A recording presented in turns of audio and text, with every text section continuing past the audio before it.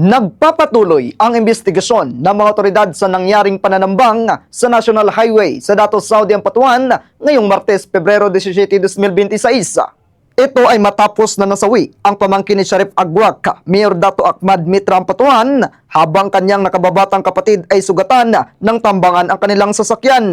Sa inilabas na mensahe ng Secretary to the Mayor, Anwar Imlawa, ang nasawi ay kinalalang si Dato Gara Ampatuan, pamangkin ng alkalde, habang ang sugatan naman ay si Dato Mama Ampatuan na kababatang kapatid ng mayor.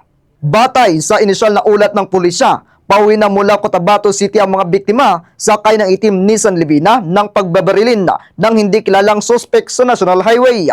Sa kabila ng tama ng bala na kontrol ng driver ang sasakyan at nagtungo sa Dato Unsay upang humingi ng tulong. Ngunit hindi nakaligtas si Dato Gara, samantalang si Dato Mama ay dinala sa ospital at kasulukuyang ginagamot.